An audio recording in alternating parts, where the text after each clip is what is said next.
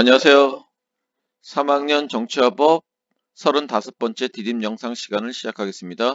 오늘은 부부간의 법률 관계라는 제목으로 주로 혼인과 이혼에 대해서 혼인의 어떤 법적인 효과라든지 이혼의 어떤 법적인 효과 이런 걸 중심으로 함께 공부하는 시간을 갖도록 하겠습니다.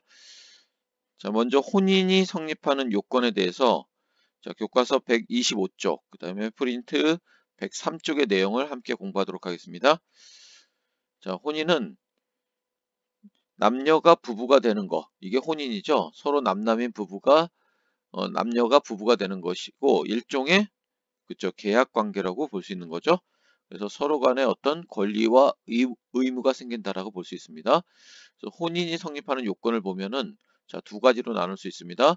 실질적 요건과 형식적 요건으로 나눌 수 있습니다. 그래서 실질적 요건은 양 당사자가 자유로운 의사에 기초하여 혼인에 대해 동의하는 것을 얘기합니다. 이 말이 중요하죠. 자유로운 의사에 기초한다는 거. 그리고 민법에서 규정하고 있는 혼인할 수 있는 연령에 해당돼야 되는 거. 그래서 몇 세가 민법에서 규정하고 있는 건가요? 그죠? 바로 18세. 18세가 되면 혼인할 수 있죠. 그리고 19세 이상이면은 부모의 동의 없이도 혼인할 수 있고 18세인 미성년자는 부모의 동의를 받아야지만 될 수 있다는 거. 이 경우를 뭐라고 그랬죠? 이 경우 18세인 미성년자가 부모의 동의를 받아 결혼하면은 바로 성년의제가 된다는 얘기 했었죠. 성년의제 또는 성인의제, 성년의제. 그래서 성인으로 또는 성년으로 간주한다. 의제란 말은 간주란 말과 비슷한 말입니다. 성년으로 본다. 이런 얘기가 되겠습니다. 그래서 민법에서 제한하고 있는 혼인할 수 없는 친족 관계가 아닐 것 했는데, 자, 이 말을 좀 더 자세히 보면은 민법에서 혼인할 수 없는 친족의 범위는 8촌 이내의 혈족, 8촌 이내의 혈족이고, 그 다음에 6촌 이내의 혈족의 배우자, 그러니까 혈족의 배우자 또는 배우자의 6촌 이내의 혈족, 그리고 배우자의 4촌 이내의 혈족의 배우자 이렇게 되어 있는데, 요런 내용은 참고로 알아두고, 자, 요 내용은 좀 꼭 알아둬야 될 것 같습니다. 여기서 인척이란 말은 혼인으로 맺어진 친척을 얘기하는 겁니다. 친족을 얘기하는 겁니다. 그래서 8촌 이내의 혈족은 혼인할 수 없는 친족 관계라는 걸 기억해 주시기 바랍니다. 그리고 해당 혼인이 중혼이 아닐 것. 다시 말해 이 말은 무슨 얘기일까요? 그쵸? 우리나라는 일부 일처제를 추구하고 있다는 거. 자, 거듭해서 자, 혼인할 수 없다라는 걸 얘기하죠. 혼인한 상태에서 또 혼인할 수 없다는 걸 의미합니다. 그리고 자, 이게 실질적 요건이라면은 형식적 요건은 그쵸? 바로 혼인 신고를 해야지만 부부로서 법률적으로 인정받는다는 거 기억해 주시기 바랍니다.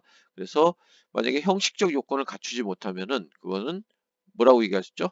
실질적 요건과 형식적 요건을 다 갖추면은 법률혼 관계고 실질적 요건은 갖췄는데 형식적 요건을 갖추지 못하면 그거는 사실혼 관계라고 얘기할 수 있겠죠? 자, 그 다음에 혼인의 효력을 보면 혼인이 인정되면은 그쵸 바로 친족 관계가 발생하고 배우자 및 인척 관계가 발생한다는 거. 그 다음에 부부 간에는 동거, 협조, 부양의 의무가 발생하는 거. 그 다음에 일상 가사에 대한 뭘까요? 그쵸 대리권이 발생하는 거. 여기서 일상 가사에 대한 대리권은 우리가 일상생활을 하는 데 있어서 생활에 필요한 어떤 물건을 산다든지 자녀를 교육시키는 데 필요한 여러 가지 어떤 법률 행위를 할 수 있겠죠. 그런 것들은 일상가사 대리권이 인정되지만은 뭐 사치품을 산다든지 뭐 이런 것들 있죠. 뭐 값비싼 어떤 승용차를 산다든지 이런 경우에는 일상가사 대리권이라고 보기 좀 힘들겠죠. 그래서 그런 경우에는 부부 별산제가 적용되고 일상가사 대리권은 어떤 그 부부간의 일상적인 생활에 필요한 물건을 사는 데만 적용이 된다는 사실을 알고 있으면 되겠습니다. 그래서 18세인 미성년자가 부모의 동의를 얻어 법적으로 유효한 혼인을 한 경우에는 그죠 성년 의제가 되어 민법상 행위 능력이 인정된다. 이렇게 얘기했습니다. 그리고 성년의제가 된 미성년자인 경우에는 미성년자 상태에서 이혼을 하더라도 역시 계속 성년으로 본다라는 얘기를 했었습니다. 자, 사실혼 상태의 부부에게는 동거와 부양의 의무, 일상가사 대리권 등이 인정되지만 혼인신고를 전제로 하는 친족관계나 상속권은 발생하지 않는다는 거, 그걸 기억해 주시고, 그리고 사실혼 관계에서 이혼을 하더라도 그 사실혼 관계의 부부에게는 면적 교섭권이 발생할 수 있다는 사실도 알고 있으면 좋을 것 같네요. 자, 그 다음에 여기 일상가사 대리권에 대한 설명이 나와 있습니다.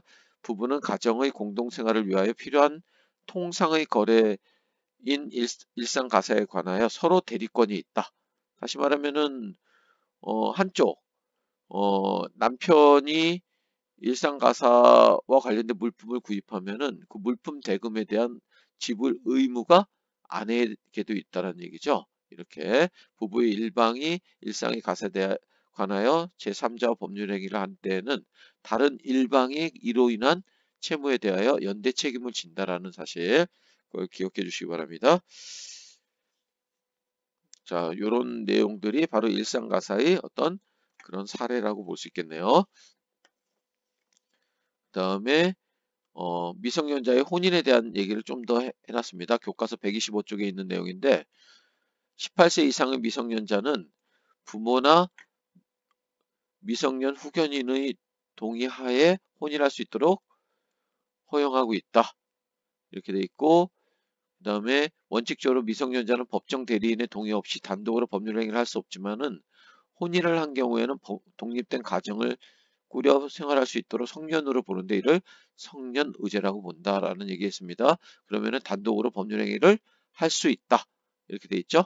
그렇지만은 성년의제가 되더라도 민법 외에 청소년보호법이라든지 근로기준법, 공직선거법 이런 거에 의해서는 미성년으로 취급된다라는 거. 그래서 투표권도 없고 그 다음에 뭐 18세인 그 결혼한 청소년인 경우에는 미성년자인 경우에는 술, 담배도 살 수가 없겠죠. 자, 이렇게 민법의 적용을 받는 것과 청소년 보호법이라든지 기타 법의 적용을 받는 것은 다르다는 걸 기억해 주시면 되겠습니다. 그 다음에 부부 별산제의 개념이 나오는데 민법에서는 개인주의적 법리를 바탕으로 부부 각자의 재산에 대한 독립성을 인정하고 부부 평등을 실현하는 데 적합한 부부 별산제를 채택하고 있다는 거. 그래서 부부 별산제란 부부의 일방이 혼인 전부터 가진 고유 재산과 혼인 중 자기 명의로 취득한 재산은 그 특유 재산으로 인정받는다. 이렇게 얘기하고 있죠. 그래서 부부 별산제에 따라서 각자의 재산은 따로 보기 때문에 부부 일방이 거액의 주식 투자로 인해 진 빚이나 사치품을 구매하여 진 빚에 대해서는 부부가 공동으로 책임지지 않는다. 이런 내용이 부부 별산제의 내용입니다. 자, 그 다음에 자, 부부 간의 법률 관계, 성년 의제에 대한 얘기가 나와 있죠, 여기. 자, 그래서 한번 읽어보시고 자료 1에서 결혼한 미성년자를 성년으로 대우해 주는 이유는 무엇인가 했는데 바로 이런 이유 때문에 성년으로 대우해 준다라고 얘기할 수 있겠네요. 친권이나 후견에 복종함으로 혼인하더라도 부부의 일방 또는 쌍방이 미성년자인 경우에는 부부의 생활이 제3자의 간섭을 받게 되어 부당하다라고 보는 거죠. 그래서 미성년자도 혼인하면 친권 또는 후견을 벗어나서 행위 능력을 갖는 것으로 보는 거. 자, 이런 이유로 자, 성년으로 본다. 미성년자도 성년으로 보는 거. 그다음에 부부의 재산 관계를 보면은 자, 사례 1번. 김 남편이 준 생활비가 부족하여 장을 볼 때마다 친구에게 돈을 빌렸다. 자, 이거는 일상가사 대리권이 적용되겠죠? 이런 거는. 근데 요 사례 2는 일상가사 대리권이 적용되지 않는다라고 볼 수 있는 거죠. 그래서 자, 김 남편은 배우자의 빚을 갚을 의무가 있고 일상가사 대리권이 적용되기 때문에 최 신부는 배우자의 빚을 갚을 의무가 없다. 이렇게 얘기할 수 있습니다. 그래서 사례 1은 일상가사 대리에 해당되므로 이런 연대 책임을 져야 되고 사례 2는 일상가사를 범주에 벗어나는 것으로 부부 별선자에 따라서 각자 책임을 지면 된다. 이렇게 얘기할 수 있습니다. 자, 다음으로 이혼에 대해서 얘기하도록 하겠습니다. 혼인이 해소되는 경우에는 두 가지 경우가 있죠. 배우자 한쪽이 사망하는 경우나 또 하나는 인위적인 경우로는 바로 이혼의 경우가 될 수 있는 거죠. 그래서 부부가 혼인 관계를 인위적으로 해소하는 거, 이게 바로 이혼이라고 볼 수 있습니다. 그래서 크게 두 가지가 있죠. 협의상 이혼과 재판상 이혼, 이렇게 두 가지가 있습니다. 자, 이혼에는 협의상 이혼과 재판상 이혼이 있는데, 협의상 이혼은 당사자 간의 합의로 이혼하는 경우를 얘기하는 것입니다. 그래서 이 합의로 이혼하는 경우에는 따로 어떤 이혼의 사유가 따로 있는 게 아니죠. 협의상 이혼에는 어떤 별도의 사유가 필요하지 않다라는 사실을 알고 있으면 되겠습니다. 그리고 자, 무조건 혼인 신고한다고 이혼 신고한다고 이혼이 되는 게 아니라 먼저 절차가 필요하죠. 법원에 이혼 의사 확인 신청을 하고, 자, 이혼 의사 확인 신청을 한 이후에는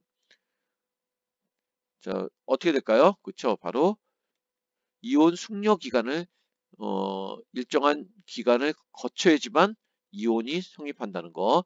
그러니까 이혼 숙려 기간이라는 것은 협의상 이혼에만 있는 제도라는 것을 기억해 주시면 되겠습니다. 그래서 이혼 숙려 기간은 자녀가 있을 경우에는 좀 더 길게, 자녀가 없을 때는 좀 더 짧게 이렇게 숙려 기간을 둔 이후에, 자, 그래도 이혼할 의사가 있으면은 법원의 이혼 의사 확인을 받아서, 자, 뭐 구청이라든지 이런 데 가서 이혼 신고를 하면 되겠습니다. 이혼 신고를 해야지만 이혼의 효력이 발생한다 라고 얘기할 수 있겠네요. 그 다음에 재판상 이혼에는 자, 어떤 서로 간에 어떤 의사가 합치되지 않은 경우에는 재판상 이혼으로 가야 되겠죠. 법이 정한 사유가 있는 경우에 법원의 판결로서 강제로 이루어지는 이혼을 얘기합니다. 이혼 사유에는 자, 이런 내용이 있는데, 자, 절차와 이혼 사유, 재판상 이혼의 절차에 대해서는 다음 디딤 영상에서 공부하도록 하겠습니다. 수고했습니다.